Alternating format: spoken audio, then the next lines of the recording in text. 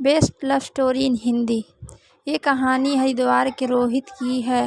रोहित अपने माता पिता और एक बहन के साथ हरिद्वार में रहा करता था। उसके पिताजी हरिद्वार में ही आइसक्रीम के ठेले लगाकर आइसक्रीम बेचा करते थे और रोहित पढ़ाई किया करता था। रोहित एक दिन स्कूल से आने के बाद बगल के ही दुकान में मसूर की दाल लाने के लिए गया। किराना दुकान में रोहित की मुलाकात मुस्कान से हुई। मुस्कान भी अपने भाई के साथ उसी दुकान में मसूर की दाल लेने गई थी। उस वक्त ना तो रोहित मुस्कान को जानता था और ना ही मुस्कान रोहित को जानती थी। रोहित के लिए वह पहला मुलाकात ही मोहब्बत वाला एहसास दिलाने के लिए काफ़ी था। उस वक्त मुस्कान को देखकर रोहित कहीं खो सा गया था। वह उस समय उसकी सोच में इतना खो गया था कि उसे पता ही नहीं चला कि वह लड़की दुकान से कब की जा चुकी है। उस लड़की के दुकान से चले जाने एहसास तब हुआ जब दुकानदार वाले ने रोहित से पैसे मांगे। वह लड़की यहाँ से जा चुकी है, रोहित खुद से बुदबुदा कर बोला। रोहित दुकान से निकलने के बाद इधर उधर देखा मगर वह लड़की कहीं नहीं दिखी। उस रात रोहित उस लड़की के चेहरे को अपने आँखों में ही छुपाकर सो गया था और जब वह सुबह उठा तो उसके बारे में ही सोचता उठा। वह शाम में अपने घर के पास खेल रहा था, तब उसकी नज़र एक फिर से उस लड़की पर पड़ा। मुस्कान अपनी दादी के साथ उसके घर वाली गली से गुजर रही थी। रोहित को मुस्कान के बारे में पहले से कोई जानकारी नहीं थी। रोहित उसके घर के बारे में भी कुछ नहीं जानता था। यही कारण था कि उस दिन रोहित उसकी दादी और मुस्कान का पीछा करते करते मुस्कान के घर तक चला गया था। रोहित जब भी स्कूल से पढ़कर वापस अपने घर आता था तो सबसे पहले किताब रखकर मुस्कान के घर का एक चक्कर अवश्य लगा लेता था ताकि मुस्कान की एक झलक दिखने को मिल जाए।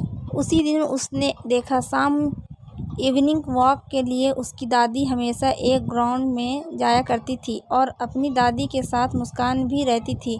उसे देखकर रोहित भी शाम में उसी मैदान में जाने लगा जहां मुस्कान अपनी दादी के साथ जाया करती थी। उस दिन के बाद रोहित भी हमेशा इवनिंग वॉक के लिए जाया करता था जहां उसकी दादी अपने उम्रदराज के लोगों के साथ बैठकर गप्पे लड़ाया करती थी। वहीं दूसरी तरफ मुस्कान इन लोगों से थोड़ी दूर पर अकेली बैठी रहती थी और रोहित भी कुछ दूरी पर बैठा रहता था। उस वक्त मुस्कान रोहित को कभी कभार देख लिया करती थी मगर उसके तरफ से ऐसा कोई संकेत नहीं दिखती थी जिससे लगे कि मुस्कान भी रोहित को पसंद करती है। उस वक्त रोहित 10th क्लास में पढ़ता था। उसने अपने क्लास के ही एक दोस्त मनीष को अपनी सारी बातें बताया कि वह किस तरह से एक लड़की को पसंद करता है और कहाँ रहती है।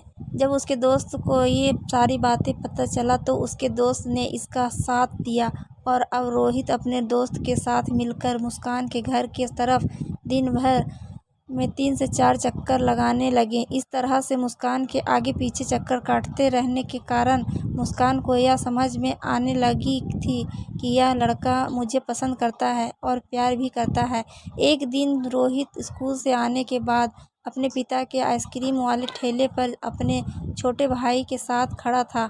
उसके पापा नाश्ता के लिए घर चले गए थे। उसी वक्त मुस्कान आइसक्रीम लेने के लिए उसके ठेले के पास आई मगर मुस्कान को वहां देखकर रोहित शर्मा गया और आइसक्रीम मुस्कान को देने के लिए अपने भाई को बोलकर वहां से चला गया। रोहित को वहां से शर्मा कर भागने के कारण मुस्कान अच्छी तरह से समझ गई थी कि रोहित उसे सचमुच में मुझे पसंद करता है और प्यार भी करता है। इस तरह से ही कई महीने बीत जाने के बाद भी रोहित ने मुस्कान की प्रपोज नहीं किया मगर दोनों को ही आंखों में प्यार हो गया था। अब मुस्कान भी रोहित को पसंद करने लगी थी। जब भी मुस्कान अपनी दादी के साथ इवनिंग वॉक पर जाती तो हमेशा इधर उधर सड़कों पर रोहित को ही ढूंढती जाती और जब उसकी नज़र रोहित पर पड़ती तो वह एक टक से उसे देखती रह जाती थी। जब ग्राउंड में उसकी दादी लोगों के साथ बैठकर बातचीत करती थी तब मुस्कान सारा ध्यान रोहित पर ही रहता था। एक दिन उसके दोस्त मनीष ने कहा, यार हम लोग बहुत दिन से मुस्कान के पीछे पड़े हैं और अब वह भी तुमको पसंद करने लगी है, तुम्हें अब मुस्कान को प्रपोज कर देना चाहिए। रोहित उस वक्त कुछ नहीं बोल पाया क्योंकि वह अपने घर की स्थिति देखकर प्रपोज करने से डरता था। उस वक्त रोहित के घर की हालात अच्छी नहीं थी। उस वक्त तो रोहित के पास ना तो कोई मोबाइल था, ना ही कोई गाड़ी और ना ही पैसे। जबकि दूसरी तरफ मुस्कान एक अच्छी घर की लड़की थी। उसके पास एक जावा फ़ोन और हाल ही में उसने एक एक्टिवा स्कूटी भी खरीदी थी। कुल मिलाकर मुस्कान एक बड़े घर की लड़की थी। यही कारण थी कि रोहित ने खुद को कई बार मुस्कान को प्रपोज करने के लिए हिम्मत की, मगर हिम्मत ही नहीं जुटा पाया। जबकि इतने महीनों में रोहित को अच्छी तरह से मालूम हो चुका था कि मुस्कान भी उसे पसंद करती है। मुस्कान कभी ग्राउंड में मिला तो कभी अपने घर की गलियों में। इस तरह से 2 साल बीत जाने के बाद भी रोहित ने मुस्कान को प्रपोज नहीं किया।